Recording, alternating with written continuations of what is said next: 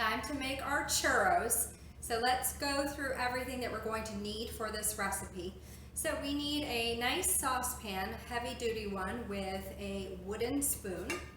We're going to need 1 full cup of milk, 1 stick of butter.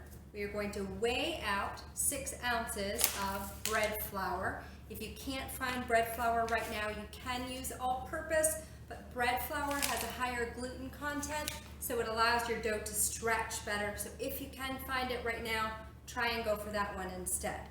We are going to put a few flavorings in our churros. So we're going to do the zest of an orange. So we'll need an orange and something to zest it with. And we're going to put some vanilla bean paste in there just to give it a little kick of flavor. Again, if you can't find vanilla bean paste right now, regular vanilla extract will work as well. Okay, and then we're going to need our mixer fitted with the paddle attachment, and we need a piping bag.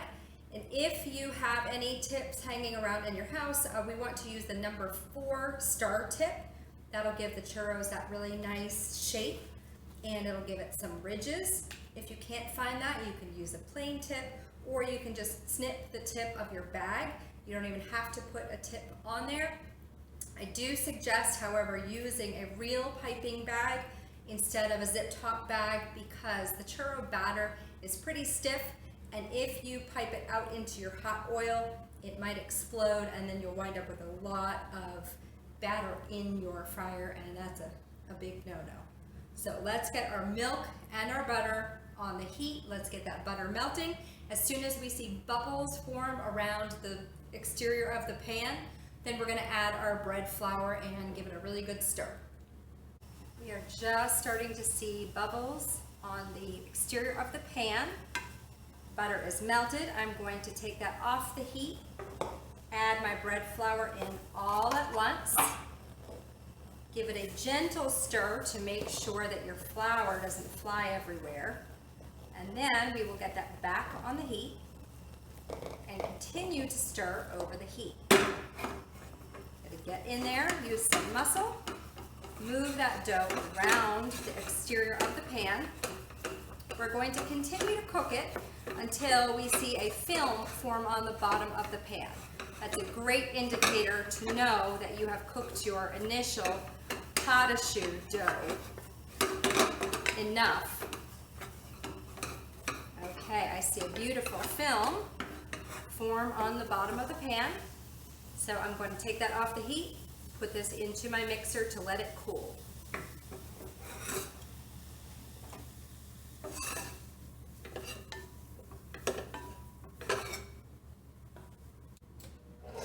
Turn my mixer on and let it run until I don't see steam coming off of the bowl anymore.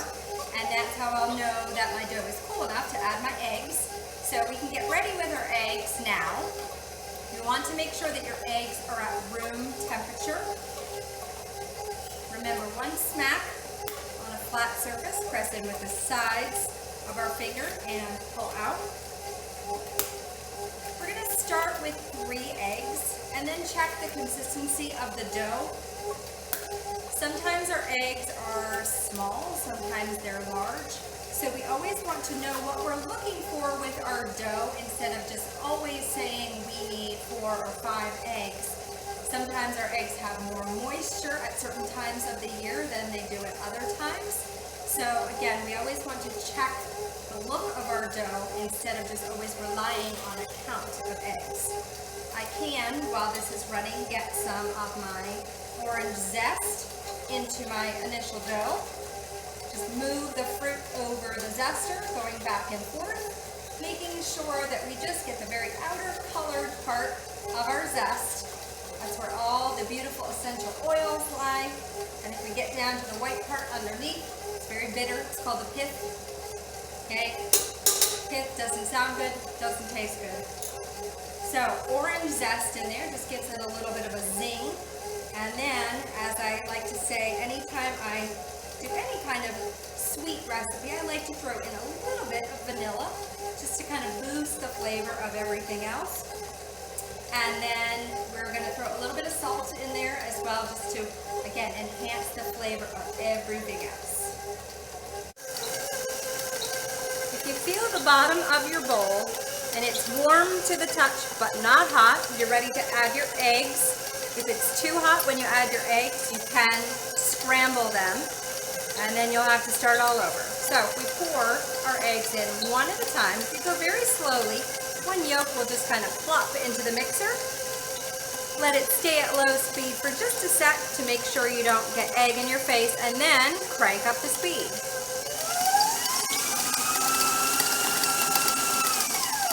As soon as that one egg has been incorporated, you can add another egg. Again, start slowly, make sure we don't get a face full of egg. Then you can crank up your speed. Don't be afraid of the speed of your mixer.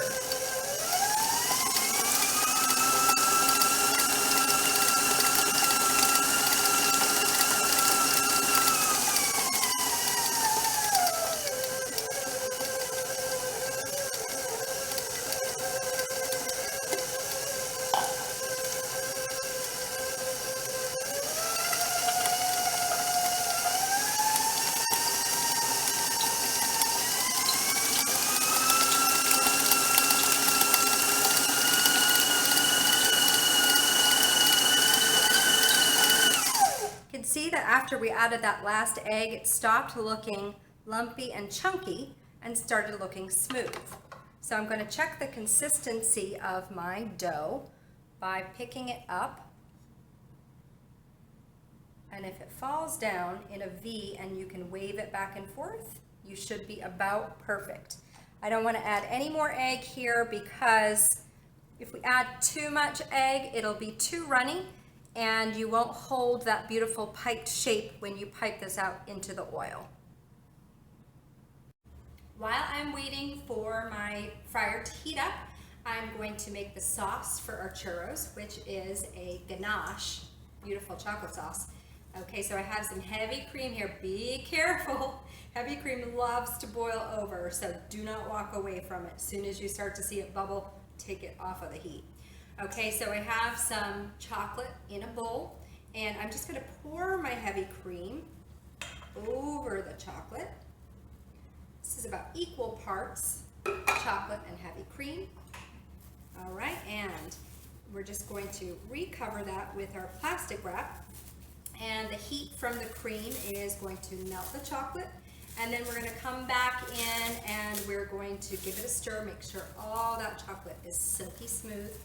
And then we're going to flavor it however we want.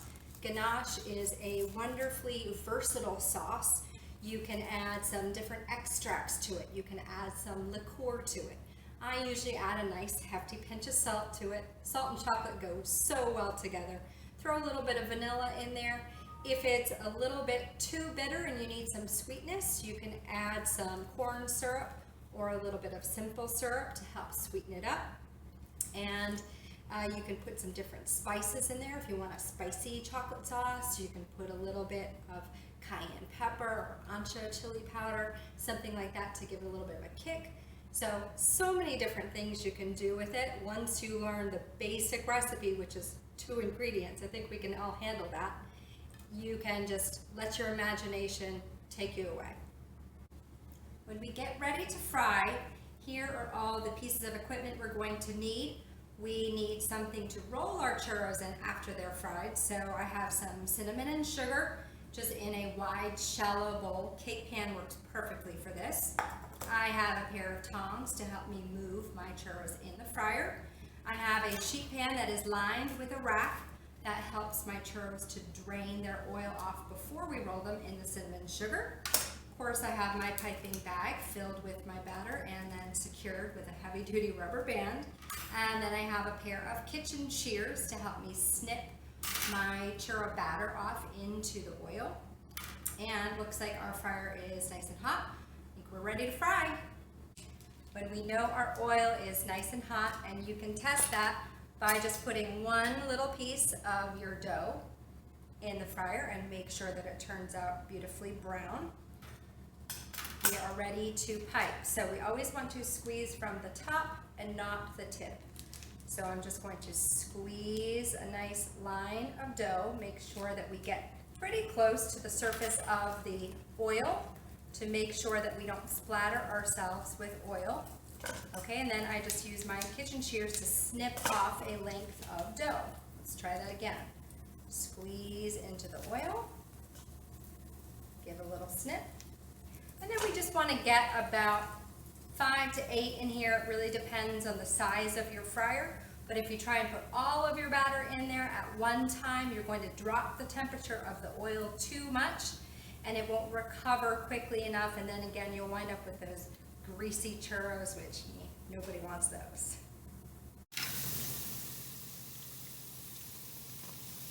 We want to flip our churros about halfway through. We want to look for a really rich brown color.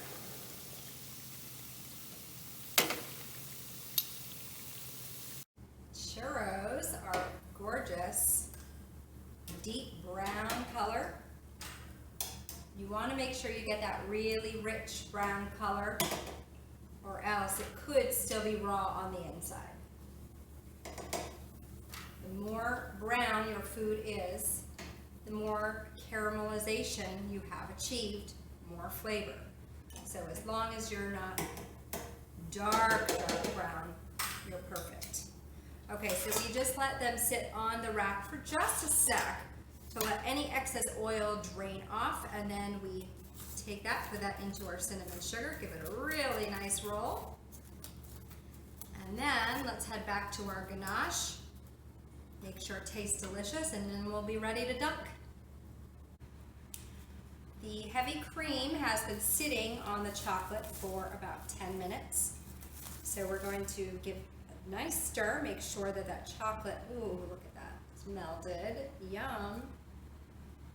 And we just want to keep stirring to make sure all that chocolate gets evenly melted. While I'm doing that, I'm going to talk about some of my kind of flavor fixers. So I did use a dark chocolate here, and sometimes dark chocolate can be a little bit bitter. So I do have some corn syrup to help sweeten it up if need be.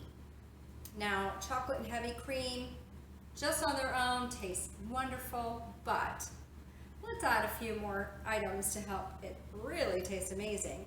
So again, as I was saying, we definitely want some salt in there to help intensify the flavor of the chocolate.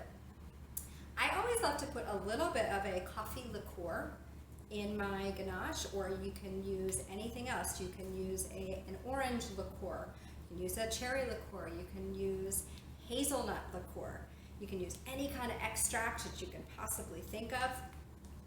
Anything that you think goes well with chocolate will go well in a ganache. Okay, so I'm definitely going to add a nice good pinch of salt without tasting it. I know I'm going to need it. And I always like to add a little bit of butter too. So this is just some softened butter. If you add some butter into your ganache, it helps to make it rich, but also it helps to give it a really pretty glossy shine to it. The more you stir, the more that glossy color you're going to get, or glossy sheen.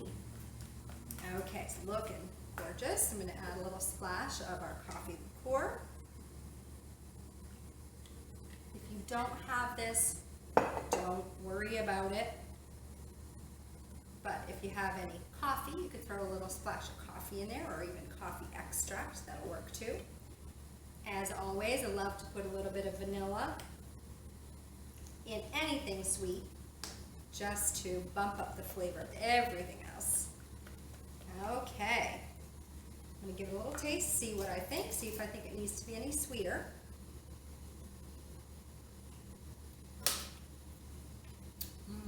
Oh, it's so good. But I definitely think because we used a dark chocolate, it could use just a dash of corn syrup. Okay, looking beautiful. Give it one final taste. Oh yeah, just right. Serve that over ice cream. You could really serve it with eclairs, which you can also make out of your pot of choux dough that we made our churros with. But you can definitely just give it a good old dunk. Serve it with your churros and you're perfect.